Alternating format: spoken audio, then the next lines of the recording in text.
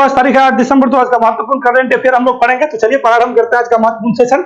जो भी आपके परीक्षा के दृष्टिकोण से इंटरनेशनल या नेशनल या जो भी महत्वपूर्ण जो खबर निकल के आता है मैं उसी पे बात करता हूँ। तो चलिए सबसे पहले हम लोग इसी को जानेंगे। ये क्या है ना, चाइना का एक आपका जो है बहुत बड़ा प्रोजेक्ट है BRI, belt and road initiative. उसी में जो है इटली शामिल हुआ था 2019 में, और अभी ये निकलने का घोषणा कर दिया है कि हम तो 1 जनवरी 2024 से निकल जाएंगे। इससे पहले फिलीपींस भी बोला था कि हम भी निकल जाएंगे। तो इसके बारे में डिटेल बात करता है कि शी जिनपिंग का क्या जो है इरादा है, ये क्या चाहता है। ठीक है, बहुत बड़ा प्रोजेक्ट है भैया, $1 ट्रिलियन का प्रोजेक्ट है। बताइए, बहुत सारे ऐसे देश है जिसका अर्थव्यवस्था भी इतने का नहीं है। ठीक है, अभी हम लोग इतना अपने आप को विकसित समझ रहे हैं ना कि हम लोग बहुत विकासशील हो रहे हैं, मतलब बहुत हम लोग तरक्की कर रहे हैं। हम लोग का अभी भी अर्थव्यवस्था कितना का मालूम है ना, मतलब 4 ट्रिलियन पे जा रहे हैं, यानी 3.71 ट्रिलियन है। तो इसी हिसाब से समझ जाइए आप लोग। ठीक है, तो 1 ट्रिलियन का ये प्रोजेक्ट है। इसी से जो है बहुत सारे इसमें देश शामिल है। ठीक है, 2013 से इसका जो है ये प्रारंभ किया गया था, और फाइनली ये जो है इटली यहां से निकल चुका है। चलिए आगे चलता है। अब देखिए, कल सशस्त्र झंडा दिवस था, 7 दिसंबर को मनाते हैं, 1949 से ही मनाता है। इसको भी बिल्कुल भी जानेंगे। अब देखिए, बीबीसी यानी बीबीसी का मतलब क्या हुआ, अब क्या हो गया, ब्रिटिश ब्रॉडकास्टिंग कॉर्पोरेशन होता है। ठीक है, तो कहने का मतलब है इसका जो है भारतीय मूल के हैं। ठीक है, ये है हमारे डॉक्टर साहब, ठीक है ना, बहुत अच्छा, समीर शाह नाम है इसका। इसको जो है उसका प्रमुख बनाने का घोषणा कर दिया गया है। फाइनली ये बनेंगे, और ये ब्रिटिश सरकार के द्वारा घोषणा किया जाता है। ठीक है ना, और ये 1982 में आपका बीबीसी बना था, एक बार जान लीजिए। चलिए, अब क्या है ना, नारी क्या है भैया, नारी अदालत स्मृति ईरानी हम लोग का कहना है, महिला एवं बाल विकास मंत्रालय है, राज्यसभा में भी बोली है, और ये स्कीम चलाया भी जा रहा है, बहुत अच्छा है। जो भी महिला है ना, जो घरेलू हिंसा से हो या फिर कोई वाद विवाद में उसका पारिवारिक हो, तो उससे निपटने के लिए हर एक स्टेट में आपका जो है ये काम करेगा। और ये जो है किसके अंदर काम करेगा, तो मिशन शक्ति है। ये आपका स्कीम आया था 2022 में, उसी के तहत ये इसको पूरे जितने भी राज्य है वहां पे स्थापित करना मतलब किया जाना है। तो ये आपका थोड़ा सा बहुत इंपोर्टेंट हो जाता है, क्योंकि महिला एवं बाल विकास मंत्रालय के तहत मिशन शक्ति जो चलाया जा रहा है इसमें बहुत काम कर रहा है। ठीक है, महिला को सशक्त करना है, महिला के लिए कुछ रोजगार खोजना है, महिला को हिंसा से बचाना है, बहुत सारा काम है। तो इसको हम लोग बिल्कुल भी जानेंगे। अब देखिए, आइए, COP28 मालूम है, कॉन्फ्रेंस पार्टी, मतलब आपका जलवायु परिवर्तन को लेकर के जो सम्मेलन किया जाता है प्रत्येक वर्ष, इस बार कहां किया जा रहा है, दुबई में। कब से, 30 नवंबर से लेकर 12 दिसंबर तक। तो अपना बिहार, यानी अपना जो बिहार है, बिहार स्टेट का ना एक बहुत अच्छा काम रहा है। ये जो वृक्षारोपण जो है, जो आप पेड़ पौधा लगा रहे हैं, इसको लेकर के ना वहां पे बिहार का बहुत ज्यादा प्रशंसा हुआ है, बहुत ज्यादा तारीफ हुआ, एक तरह से रोल मॉडल निकल के आगे आया।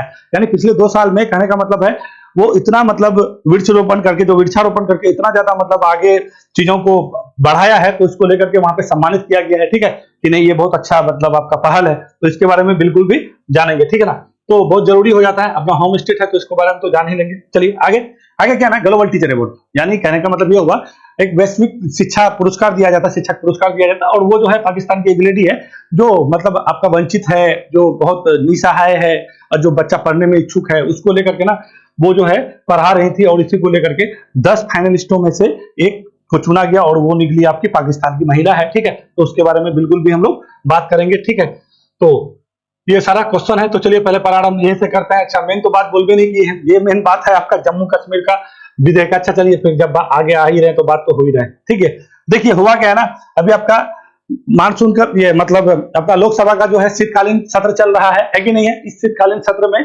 बहुत सारे विधेयक पर चर्चा हो रहा है। बहुत सारा विधेयक पहले से लोकसभा में पास हुआ था, राज्यसभा में जा रहा है। कल भी आपको आपका पोस्ट ऑफिस विधेयक के बारे में बताए थे, है कि नहीं है। उसके बाद उसी तरह से जो है आपका जम्मू कश्मीर, आपका एक आरक्षण है, एक पुनर्गठन आपका जो है आया है, क्या संशोधन विधेयक आया, कहां से भैया, लोकसभा में। तो लोकसभा से इसको पारित भी कर दिया गया। तो यहाँ पे कुछ प्रावधान किया गया, उसके बारे में बिल्कुल भी जान लीजिए, क्योंकि सबसे पहली बात है यूनियन टेरिटरी है, पहली बात।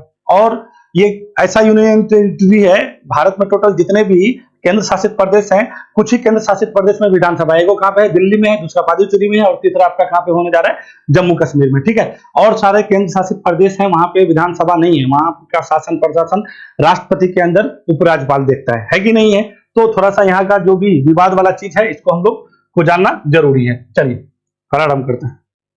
ये क्या बोल रहा है, जम्मू कश्मीर आरक्षण और पुनर्गठन संशोधन विधेयक 2023 लोकसभा से पारित किया गया है। इस विधेयक में जम्मू एंड कश्मीर विधानसभा के लिए कितना सीट बढ़ाया गया है। तो क्या बोला, जम्मू एंड कश्मीर विधानसभा के लिए कितना सीट बढ़ाया गया, यही क्वेश्चन है हमारा।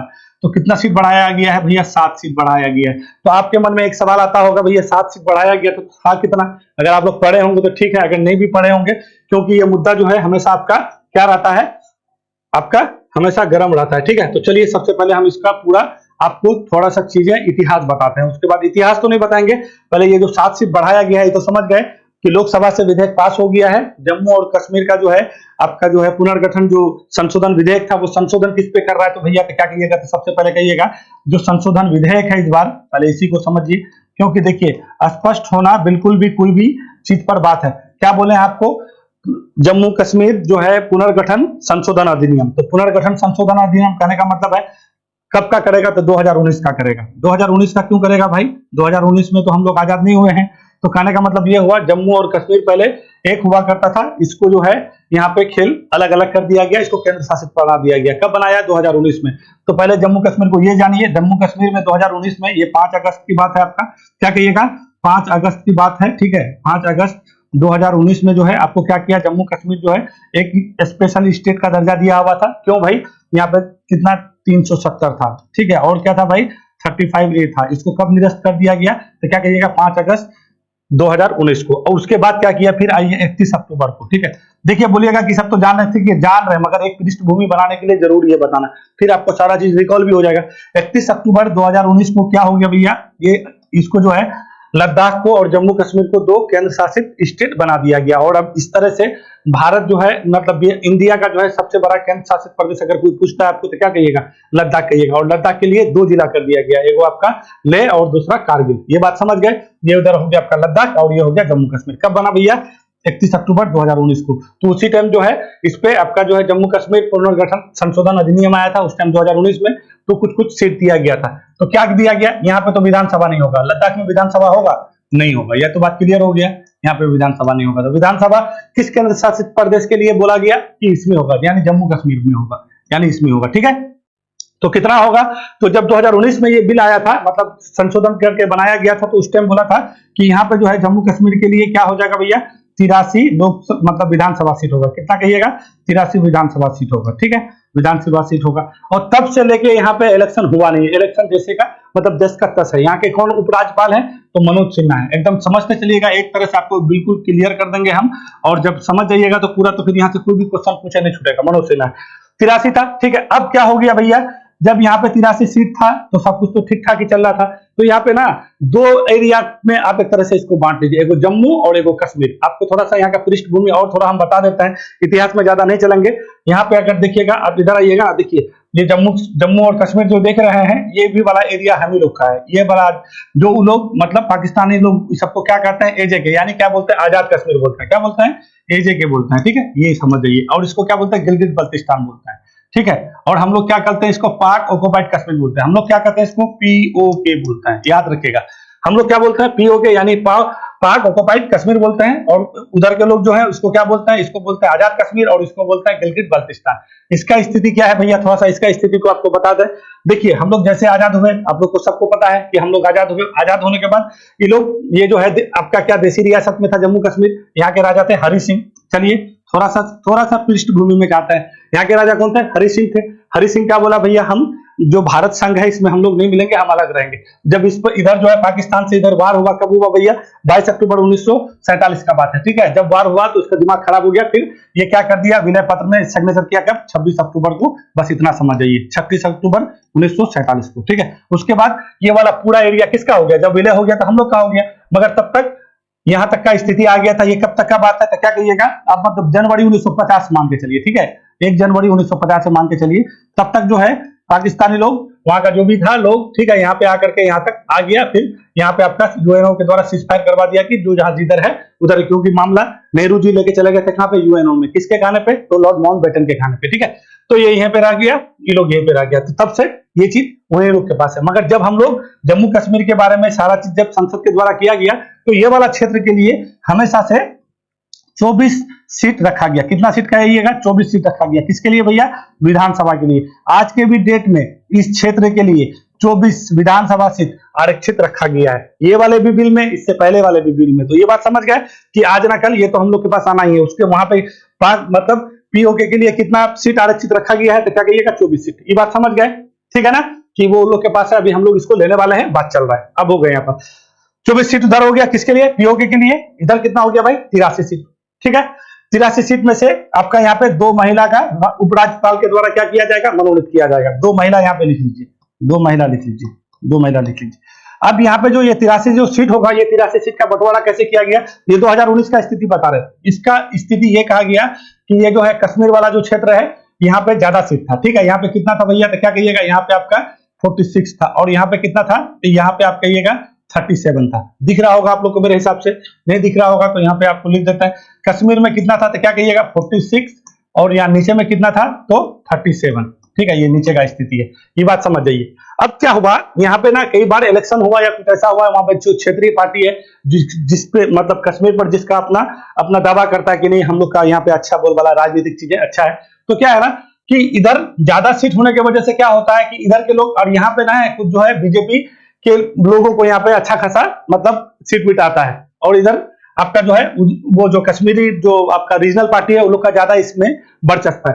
तो होता क्या था, विधानसभा इलेक्शन जब भी होता था तो इधर से क्या है ना, ये लोग पूरी सीट ला करके, ठीक है, बहुमत में आ जाता था और सरकार बना लेता था, ठीक है। मेन जो है मुद्दा जो खड़ा हुआ है इसी बात पे हुआ है, जो बात आपको अभी हम बता रहे हैं।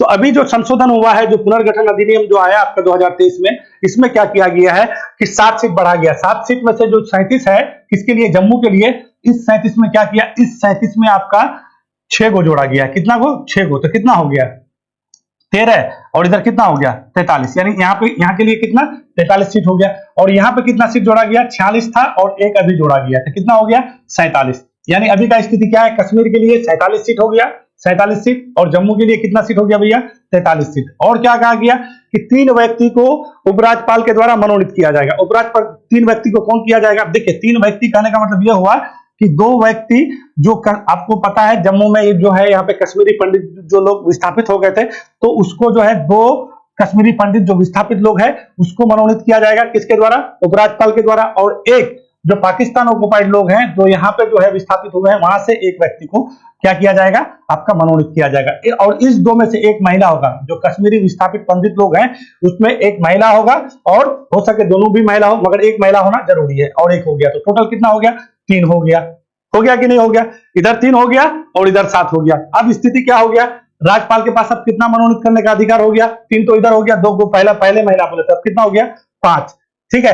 अब यहाँ पे सीट कितना हो गया आपका 43 और 5 कितना हो गया 47। कहने का मतलब ये होगा कि अब किसी भी एक तरफ किसी का भी प्रभुत्व हो या फिर कोई भी अपना अधिकार कर ले तो वहां पे सरकार नहीं बना सकता। तो सरकार बहुत सोच समझ के काम कर रही है। इसी को लेकर के आपका लोकसभा में हो हल्ला होने लगा कि नहीं भैया आप ऐसे कैसे कर सकते, सब राजनीतिक चीज कर रहे हैं, फलाना ढिमकाना। तो ये सब चीज आपको बिल्कुल भी समझना पड़ेगा कि यहाँ पे कितना सीट लिया, कितना सीट दिया। तो अब क्या हो गया है, टोटल आपके पास सीट का संख्या कितना हो गया भैया, तो 24 सीट तो आरक्षित रखे इस चीज के लिए। और उधर कितना हो गया 83 पहले था, 83 में कितना जोड़े, कहां थे हम, थे कहां पे 83 में 7 ऐड कीजिए, 7 का कहानी हम आपको बता दिए, तो कितना हो गया 90 हो गया ना। 24 सीट किसके लिए आरक्षित किए, तो क्या कीजिएगा, ये ऑक्युपाइड पीओके यानी पाक ऑक्युपाइड कश्मीर, यानी ये आजाद कश्मीर, ये गिलगित बाल्टिस्तान। अब कितना हो गया, ये 24 जोड़ लीजिए तो कितना हो गया 4 और 9 2 11, ठीक है। ये कितना हो गया 114 सीट हो गया। मनोनीत राज्यपाल के द्वारा कितना हो जाए किया जाएगा, तो क्या कीजिएगा 3, तो 114 में से 3 जोड़ दिए, कितना हो गया 117। यानी इस तरह से अब जम्मू कश्मीर विधानसभा में टोटल सीटों की संख्या कितनी 117, जो लोकसभा से पारित हो गया। जब लोकसभा से पारित हो गया तो ये राज्यसभा से भी पारित हो ही जाएगा, ठीक है। तो आपको बिल्कुल भी ये चीज याद रखना है। अब यहाँ पे आपका लोकसभा, ये यहाँ पे जो है लोकसभा सीट कितना है, तो लोकसभा सीट 5 कहिएगा और राज्यसभा सीट कितना कहिएगा 4 कहिएगा। कहां पे, जम्मू कश्मीर में। देखिए ये दोनों एरिया को समझ जाइएगा, ये कश्मीर वाला एरिया है, ठीक है, और ये जम्मू वाला एरिया है। तो ये दोनों एरिया अपना एक अलग ही रोल निभाता है, ठीक है। यहाँ से अक्सर आपका क्वेश्चन पूछ लिया जाता है, आदमी को पता नहीं चलता है कि कहाँ पे कितना क्या चीज है। अब कितना हो गया 117 सीट हो गया, ठीक है। अब आइए लद्दाख ले, लद्दाख यहाँ पे 2 डिस्ट्रिक्ट हो गया, एगो लद्दाख एगो कारगिल। तो लद्दाख में यहाँ पे ना आपका लोकसभा सीट एक ही है और यहाँ पे विधानसभा नहीं होगा। तो इस तरह से आप टोटल कितने ऐसे केंद्र शासित प्रदेश होगा जहाँ पे विधानसभा होगा, दिल्ली, पुदुचेरी और जम्मू कश्मीर। ये बात एकदम बिल्कुल भी आपको स्पष्ट कर दी है कि सीट का बंटवारा में बहुत बार आदमी को कंफ्यूजन होता है कि कहां से कौन सा कैसे हो गया। तो पहले ये स्थिति था, फिर आपको 7 जोड़ा गया है। आपको बोल सकता है कि कश्मीरी पंडित के लिए कितना, क्या कहिएगा 2, जिसमें से एक महिला होना जरूर है और एक जो है पीओके से विस्थापित जो लोग हैं उसका भी जो है आपका मनोनीत किया जाएगा, किसके द्वारा, राज्यपाल के द्वारा। तो आपका इधर 3 हो गया और पहले से 2 महिला है, ठीक है। तो वो तो आपको पता ही है। तो चलिए ये बात मेरे हिसाब से पूरा समझ गए। अब थोड़ा सा जम्मू कश्मीर का थोड़ा सा इतिहास आपको बता देते हैं, आप लोग तो जानते ही होइएगा, तब भी थोड़ा सा एक बार रिकॉल के लिए। ये क्या है ना, जम्मू कश्मीर क्या है जानते हैं, राजा रणजीत सिंह, राजा रंजीत सिंह कब भैया 1801 में गद्दी में बैठा, ठीक है। ये 1780 में पैदा हुए थे राजा रंजीत सिंह, 1801 में गद्दी पे बैठा और 1839 में इसका मृत्यु हो जाता है। जैसे ही इसका मृत्यु हो जाता है, ये वाला एरिया में पूरा कहानी, क्योंकि अब ईस्ट इंडिया कंपनी यहाँ पे आके बैठा हुआ था, आप लोग जानते हैं। और उससे पहले जो है एक आपका संधि हुआ था 1809 में। उस संधि के तहत बोला गया था कि सतलज नदी के उधर जो उस पार जो है 1809 में हुआ था। 1809 में आपका जो है अमृतसर की संधि हुआ था, उसमें क्या कहा गया है भाई, चार्ल्स मेटोगोफ और रंजीत सिंह के बीच हुआ था, ये भी याद रखिएगा, ठीक है। क्या बोला, सतलज नदी के उस पार जो है ईस्ट इंडिया कंपनी नहीं जाएगा। जैसे 1839 ईस्वी में रंजीत सिंह का मृत्यु होता है, उसके बाद क्या हो गया भैया, अंग्रेज को मौका मिल गया। और कोई भी आपका जो है यहाँ पे सिख जो राजा है, कोई भी जो है उतना पावरफुल शक्तिशाली नहीं आया, सब वैसे ही आया। सेठ बहुत सारे लोग हैं, सब वैसे ही हुआ। और फाइनली यानी ये आपका जो है ये ईस्ट इंडिया कंपनी से के साथ और सिखों के साथ क्या हो गया, आपका युद्ध होने लगा। युद्ध कब कब हुआ भैया, तो फर्स्ट आप अंगल सिख युद्ध याद रखिएगा 1845-46 में हुआ, ठीक है। और इसी से निकल के आपका आता है लाहौर की संधि, ठीक है। और इसी लाहौर के संधि और अमृतसर का संधि, दो संधि हुआ। इसी संधि के तहत ईस्ट इंडिया कंपनी ये वाला एरिया, ये जम्मू कश्मीर क्या लिया, सिखों से अपना ले लिया, ठीक है। तो लेने के बाद क्या कर दिया, यहाँ के एक शासक थे, कौन, जिसका नाम था डोगरा शासक थे गुलाब सिंह, ठीक है। तो गुलाब सिंह यहाँ पे क्या किया, ये वाला एरिया को भैया कुछ पैसे में, ठीक है, क्या कर ले लिया, ठीक है, कुछ साल के लिए ले लिया। और इतना साल के लिए लिया था कि 1947 के करीब करीब उसी के टाइम उसका खत्म होता। तो क्या हुआ, अब वहां पे राजा गुलाब सिंह जब ले लिया तो उसी के जो है वंशज हुए राजा हरि सिंह। कौन हुए, राजा हरि सिंह, राजा हरि सिंह। तो राजा हरि सिंह के पास ही था ये सारा चीज, कि नहीं ये सारा चीज किसका है, मेरा है। तो ये तो बोला कि हम भैया भारत में मिलेंगे नहीं, जब भारत में नहीं मिलेंगे आप जिधर रहिएगा तर रहिए। जब इस पे हुआ हमला तो ये वाला स्थिति आपको पुराना से राजा रंजीत सिंह से लेके हम आपको अंग्रेज के समय तक का कहानी बता दिए हैं। तो यहाँ पे आप दो याद रखिएगा, फर्स्ट अंगल सिख युद्ध, ठीक है, और दूसरा कब हुआ था भाई, 1848 और 49 में, ये भी याद रखिएगा। ये आपका दूसरा क्या हुआ था, क्या कहिएगा, अंगल सिख युद्ध हुआ था। यहाँ से लाहौर की संधि, अमृतसर की संधि पूछ लेता है, किस संधि के तहत गुलाब सिंह को जो है ये वाला एरिया मिला था, तो क्या कहिएगा, आपका एक हुआ था यहाँ पे लाहौर की संधि 1946 में, ठीक है। लाहौर की संधि के तहत जो है ये वाला अंग्रेज जो है इसको क्या कर दिया, ये वाला एरिया कुछ समय के लिए नहीं होता है लीज पे कि इतना साल के लिए आप ये वाला एरिया ले लीजिए, तो तभी से फिर डोगरा शासक के पास ही रहा। इसी वजह से यहाँ का शासक कौन हुए, उस तरह से कौन हुआ, वही राजा हरि सिंह हुए, और उसी ने विलय पत्र पर सिग्नेचर किया था। तो ये आपका पूरा कहानी है जम्मू और कश्मीर का। देखिए ये वाला स्थिति को जानना बिल्कुल भी जरूरी है, यहाँ से क्वेश्चन हम लोग को पूछ दिया जाता है, बात हम लोग को समझ में आता नहीं है, ठीक है। तो क्या हुआ, इस विधेयक में जम्मू एंड कश्मीर के विधानसभा के लिए कितना सीट हो गया भैया, तो क्या कहिएगा, 7 सीट हो गया। 83 सीट पहले था, ठीक है, 83 सीट क्या हुआ पहले था, ठीक है। अभी कितना सीट हो गया है, तो 90 सीट हो गया। इसी वजह से सारा ऑप्शन आपको एग्जाम में भी ऐसे पूछता है, इसी वजह से कंफ्यूजन के लिए हम दे दिए, ठीक है ना। तो आपका 7 सीट हो गया। अब आइए, यहाँ पे कुछ नहीं है, जो बात बोले है वही बात है आपका। जम्मू कश्मीर पुनर्गठन अधिनियम 2019 में संशोधन कर 2 सीट विस्थापित कश्मीरियों के लिए और 1 सीट जो है आपका पीओके से विस्थापित लोगों के लिए आरक्षित किया गया है। और ये विधेयक आपका देखिए अमित शाह जी ने बहुत हल्ला चला है, और जहां पे हो हल्ला चलता है तो उस चीज को आपको बिल्कुल भी समझ के चलना है। चलिए आगे आते हैं। अब ये बोलता है क्या, ग्लोबल शिक्षक पुरस्कार 2023 के शीर्ष 10 फाइनलिस्ट में से किसे पुरस्कार से सम्मानित किया गया। देखिए ये प्रत्येक वर्ष दिया जाता है, ये आयोजन किया जाता है किसके द्वारा, यूनेस्को को। याद रखिएगा कि देखिए ये आयोजन किसके, यूनेस्को, यूएनई, हर दिन इसके बारे में बोलना ही पड़ता है, ठीक है।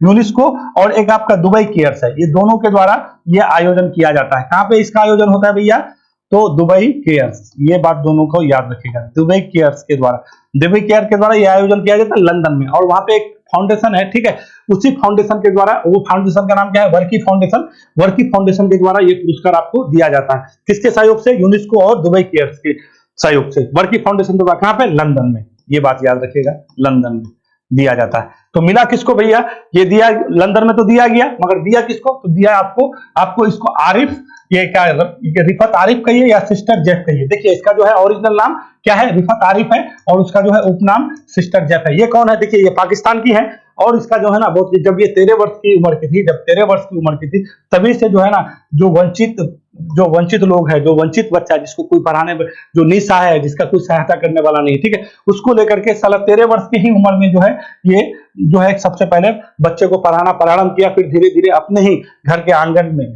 में बैठा करके ये 200 बच्चे को पढ़ाते थे, फ्री ऑफ कॉस्ट में, कोई पैसा वैसा को लेकर नहीं। तो इसी कार्य के सराहना के लिए ये जो है आपको किसको, सिस्टर जेफ को या रिफत आरिफ, ये दोनों नाम कहीं पे आपको मिल सकता है, इसी वजह से हम दोनों नाम दे दिए हैं, कंफ्यूजन नहीं होना है, ठीक है। आपको सब जगह हर जगह सिस्टर जेफ ही मिलेगा, बट ये रिफत आरिफ उसका मूल नाम है और सिस्टर जेफ उसका क्या है, उपनाम है, ठीक है।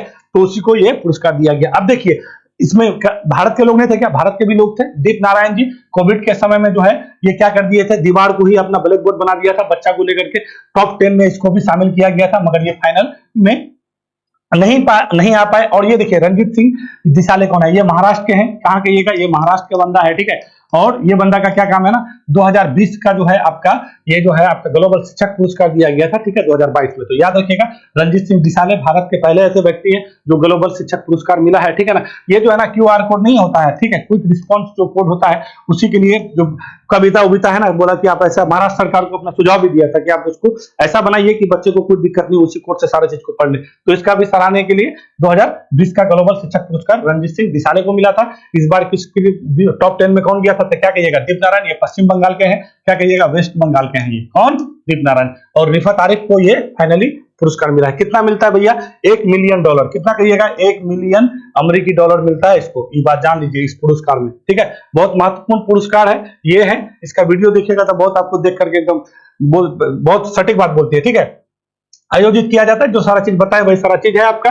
अब आइए थोड़ा लंदन को थोड़ा जानिएगा। वहां के प्रधानमंत्री ऋषि सुनक है, ठीक है। अच्छा, आगे भी उसके बारे में क्वेश्चन है, उसको भी हम लोग जान लेंगे। आगे क्या है, COP28 में वनीकरण के प्रयास के लिए किस राज्य को अंतरराष्ट्रीय सम्मान दिया गया है। देखिए वनीकरण के प्रयास के लिए बिहार सरकार को जो है ये पुरस्कार आपको कहां पे दिया, COP28। पहले COP28 को नहीं समझाएंगे, हर दिन समझाता है। कॉन्फ्रेंस ऑफ पार्टीज है, ये 28वां बैठक हो रहा है। कहां पे हो रहा है भाई, तो आप क्या कहिएगा, दुबई में हो रहा है। कहां पे, दुबई में हो रहा है। और भारत में कब होगा, तो मोदी जी अपना जो है प्रस्ताव रख दिए हैं और ये बात हो भी जाएगा, ठीक है। हम लोग के यहाँ पे 2028 में होगा, ये बात जान लीजिए। और वो क्या होगा, तो COP33 होगा, ठीक है। COP33 होगा, ये याद रखिएगा।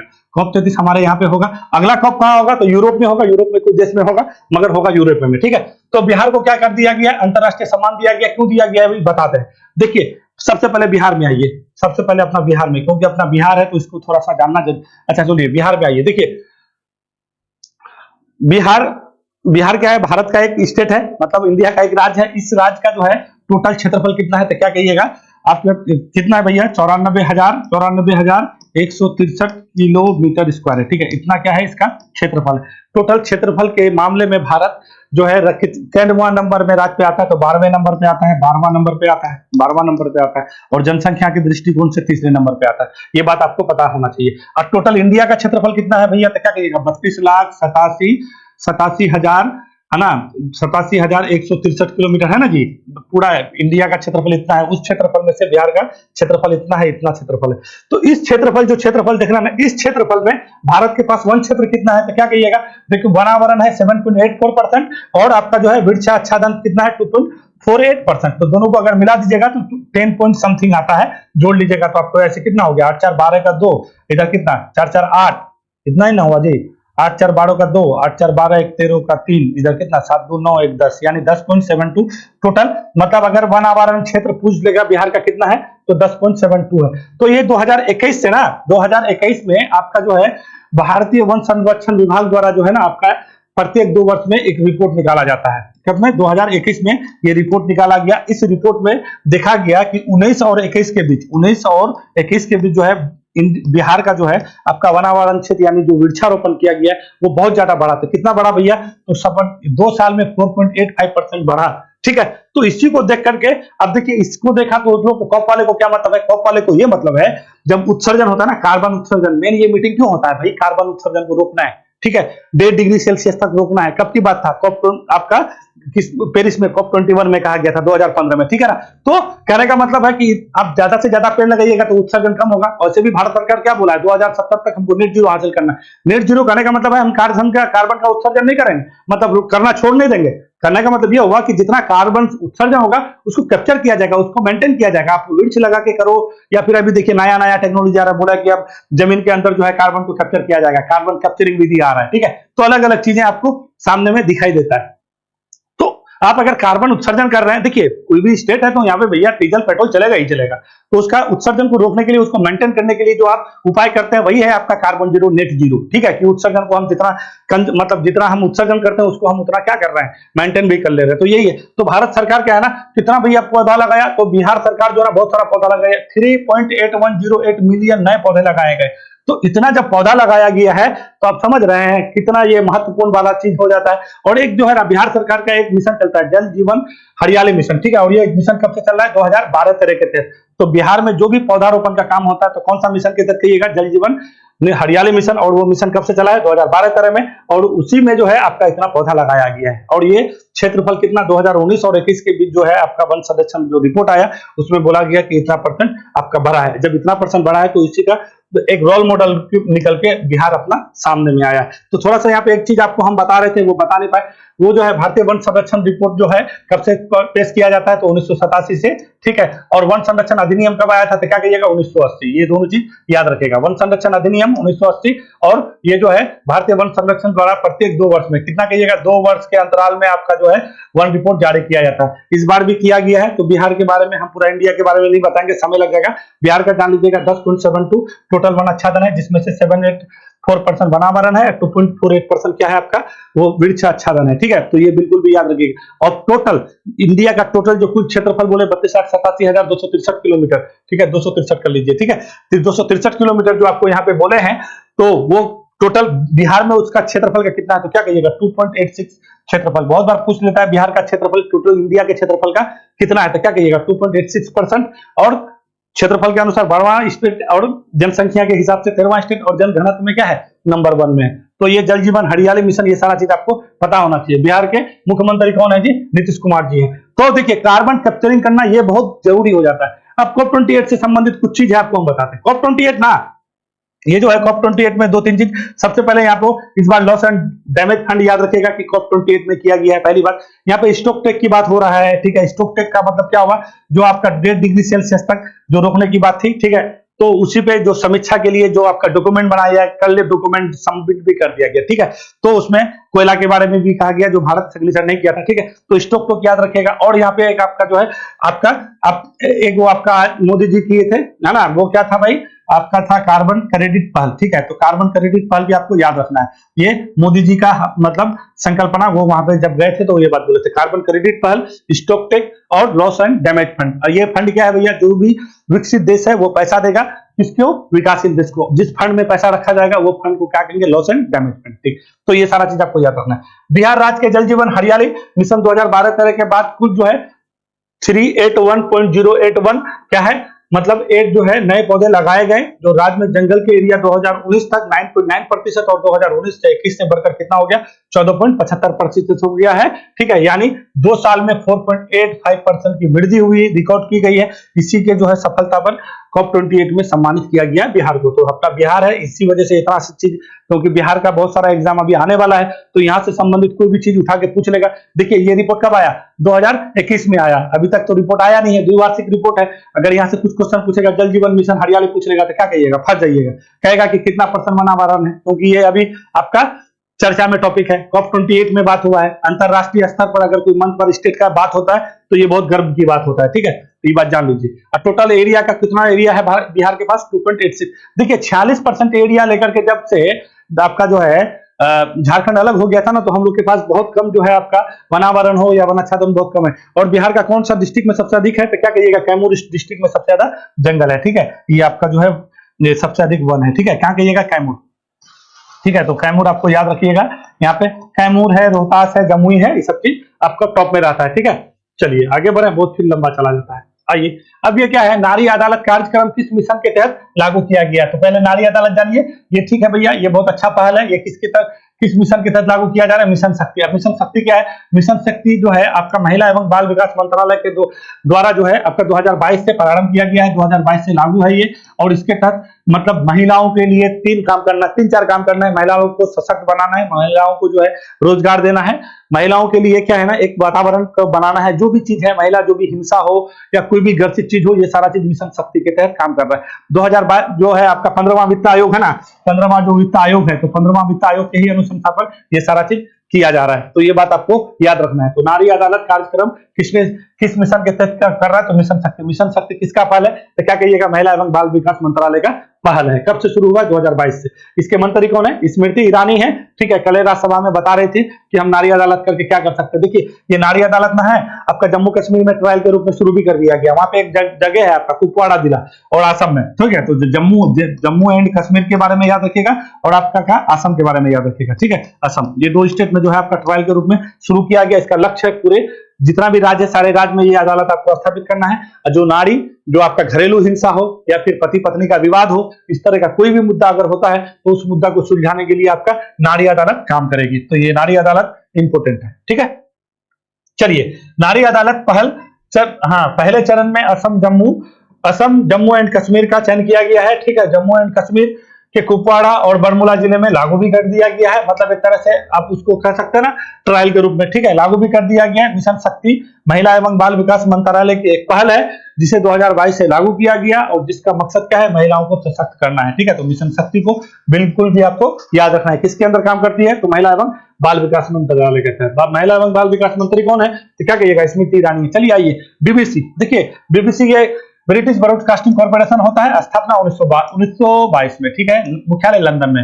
चलिए तो बीबीसी क्या है? ब्रिटिश ब्रॉडकास्टिंग कॉर्पोरेशन के नए प्रमुख के रूप में किस भारतीय मूल की घोषणा ब्रिटेन सरकार ने की है? अब कहिएगा कि भैया बीबीसी है, हम लोग भी बीबीसी देखते हैं और भी लोग सुनता है, तो ब्रिटेन सरकार का क्या मतलब है? कहने का मतलब है ये बीबीसी जो है ना भैया, ये पूर्णतः जो है ब्रिटेन सरकार के ही द्वारा ये आपका सारा चीज, क्योंकि जिस टाइम जो है बना था ना आपका जो है आपका ऑर्डर आया था, वही ब्रिटिश फरमान से ही इसका जो है स्थापना किया था 1922 में। तो आपको ये बात बिल्कुल भी पता होना चाहिए, समझे। तो इसका घोषणा कर दिया गया है कि उसका भैया डॉक्टर समीर शाह बनेंगे। तो बीबीसी के नए जो प्रमुख बनेंगे भारतीय मूल के, वो कौन हो जाएंगे? डॉक्टर समीर शाह हैं, ठीक है। ये जो है अब इसका जो है वहां का ब्रिटिश जो पार्लियामेंट है, हाउस ऑफ कॉमन्स में, यानी मतलब निचला सदन में जो है इससे पूछताछ किया जा रहा है। अब इसको जो है फाइनली इसको कार्यभार दे दिया जाएगा। तो भारतीय मूल के लोग हैं और इतने बड़े कंपनी में वहां के अगर प्रमुख बन रहे हैं तो ये हम लोग के लिए गर्व की बात है ना।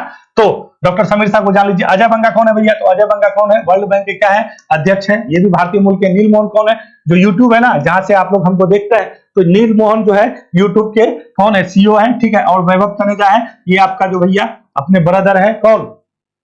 अरे भैया स्पेस एक्स के जो है, क्या नाम है उसका? नाम है तो हमको कभी कभी स्पेस एक्स के एलन मस्क के जो है कंपनी है आपका, जो इलेक्ट्रिक गाड़ी है जिसको हम लोग देखते हैं कि एकदम सॉलिड चलता है, ठीक है, वो तो उसी के सीईओ है, टेस्ला, ठीक है। तो टेस्ला का जो है उसको बनाया गया है ये जो हाँ टेस्ला के ही है, ठीक है। जो क्या बोलते हैं उसको, जो फाइनेंशियल बोल करके उसी का सीईओ है। तो वैभव तनेजा को याद रखिएगा, एलन मस्क के कंपनी से संबंधित है और भारतीय मूल की है। नील मोहन यूट्यूब के हैं और अजय बंगा वर्ल्ड बैंक के हैं। और ये कौन हो जाएंगे भैया?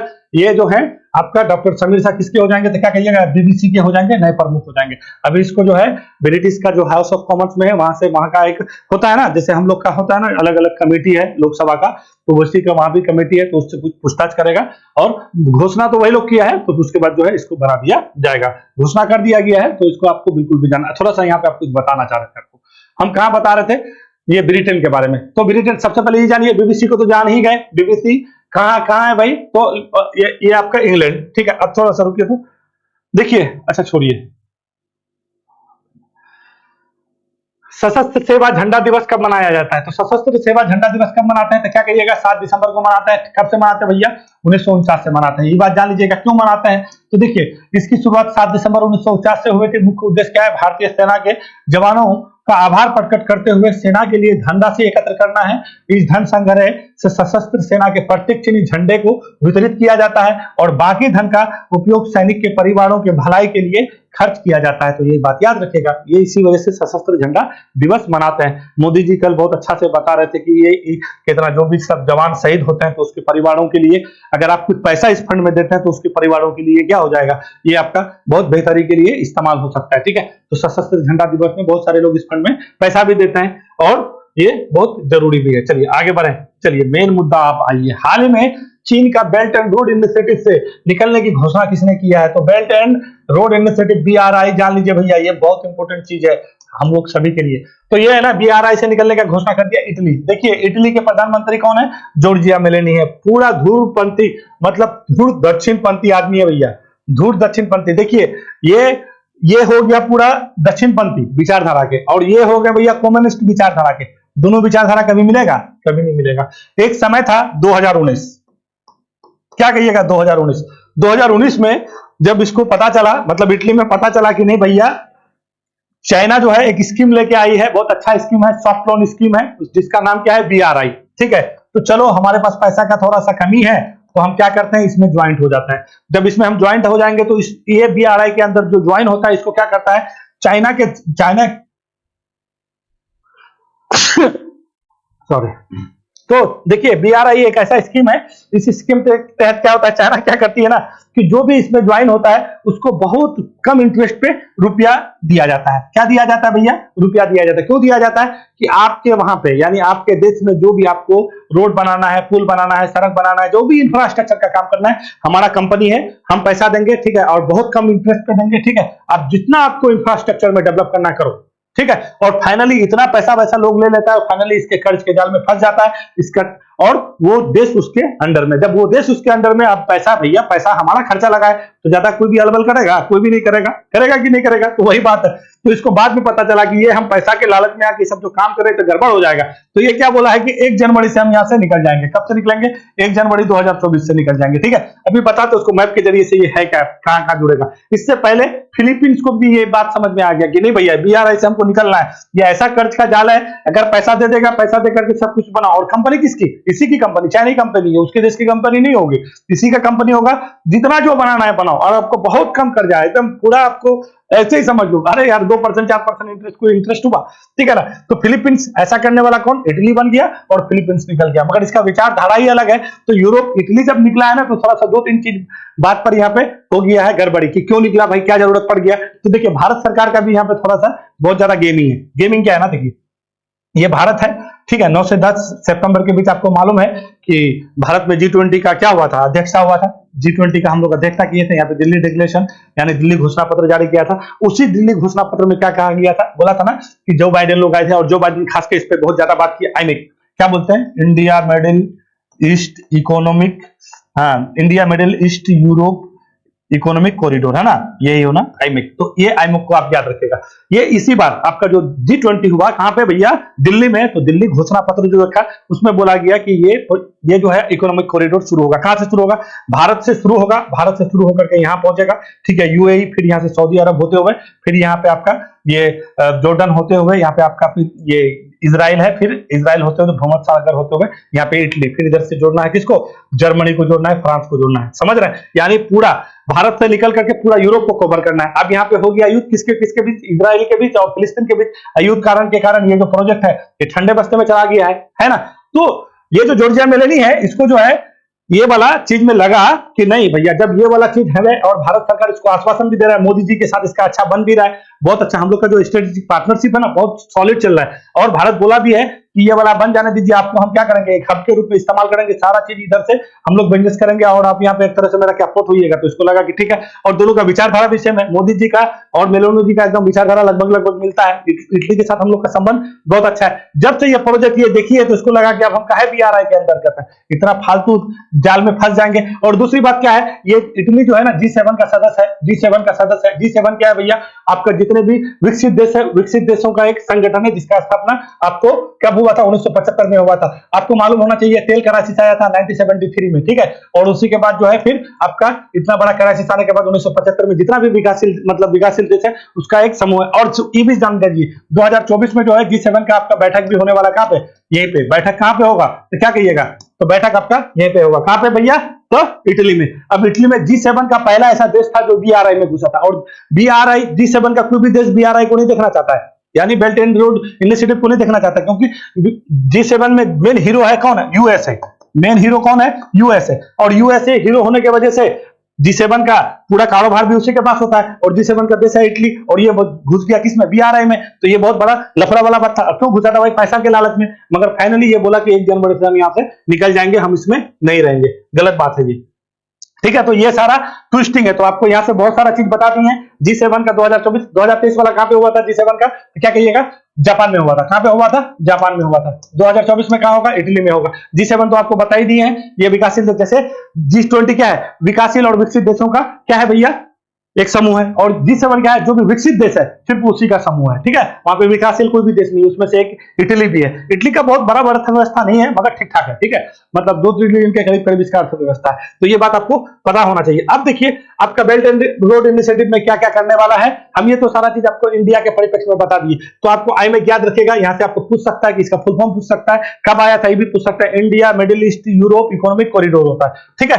कब दिल्ली आपका जो है घोषणा पत्र में ये बात रखा गया था, जी किसमें कहिएगा, अपना G20 में, ठीक है। चलिए यहाँ के हमको लगता है सारा चीज हम आपको कट टू कट बता दिए हैं।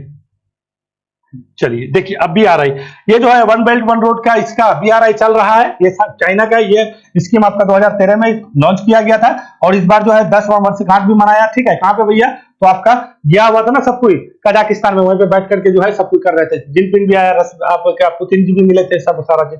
तो देखिए यहाँ से ये निकलेगा, ठीक है, किसको किसको जोड़ने वाला है, देख रहे हैं ये स्थिति है इसका, ये स्थिति है, ये अपना क्या एशिया है, ठीक है। इंडोनेशिया भी इसमें है, थाईलैंड भी है, देख रहे हैं ऐसे करके यहाँ पे आएगा। श्रीलंका, पाकिस्तान को भी, यहाँ पे आपको बोले थे ना ग्वादर पोर्ट है, ये यहाँ पे देखिए ये ऐसे करके आएगा, ये फिर हाँ ठीक तो है, ये आपका ये है बांग्लादेश है, ठीक है, ये बांग्लादेश हो गया, ये श्रीलंका का हब बनटोटा है, फिर यहाँ से ऐसे आएगा, ठीक है। ये आपका क्या है, केनिया है, अभी केनिया का राष्ट्रपति आए थे ना हमारे यहाँ पे, कृषि से संबंधित आप उस दिन भी बताए थे हम, ठीक है। तो विलियम रूटो है यहाँ के, है ना।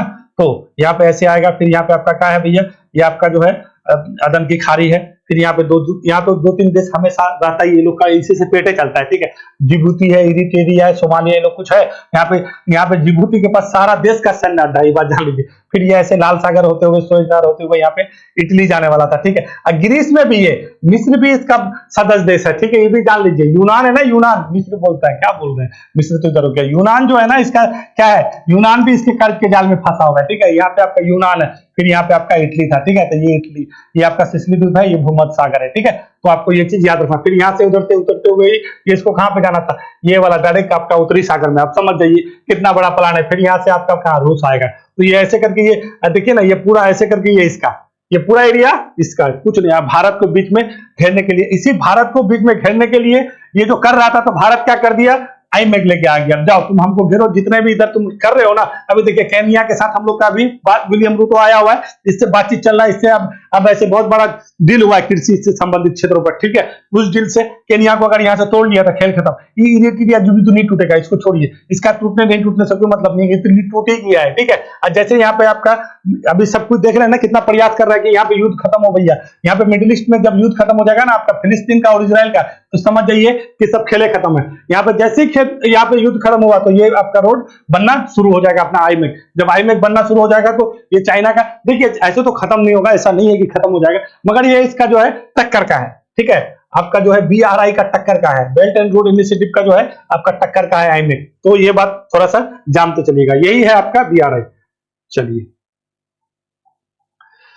अगला क्वेश्चन में आइए, ये क्या है, ग्लोबल इन्वेस्टर समिट 2023 का आयोजन उत्तराखंड में किया गया है। इस समिट का उद्घाटन प्रधानमंत्री नरेंद्र मोदी करेंगे। देखिए कहने का मतलब है, ग्लोबल इन्वेस्टर समिट का अभी इस बार कहां होगा, तो क्या कहिएगा, उत्तराखंड में होगा। उत्तराखंड के मुख्यमंत्री पुष्कर सिंह धामी है, और उसका उद्घाटन हमारे प्रधानमंत्री मोदी जी जाके करेंगे। आज ही करने वाले हैं, आज क्या तारीख है, 8 तारीख है ना, तो आज ही हो रहा है, याद रखिएगा। कहेगा कि ग्लोबल इन्वेस्टर समिट कहां हुआ, तो क्या कहिएगा, उत्तराखंड में। किसने उद्घाटन किया, प्रधानमंत्री नरेंद्र मोदी ने किया। इस 2 दिवसीय शिखर सम्मेलन, इस बार का थीम क्या है भैया, तो इस बार सम्मेलन शांति से समृद्धि के थीम पर आयोजित किया जा रहा था। याद रखिएगा, ग्लोबल इन्वेस्टर समिट का थीम शांति से समृद्धि की ओर, ठीक है, शांति से समृद्धि की ओर इस बार ग्लोबल इन्वेस्टर का थीम होगा।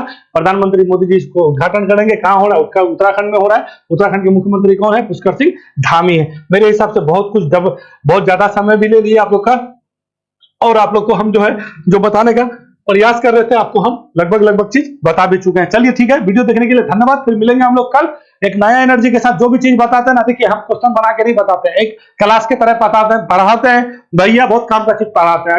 अगर मेरा चीज अगर दिमाग में घुस जा रहा है, तो समझ जाइए फिर आपको कोई नहीं रोकेगा। चलिए ठीक।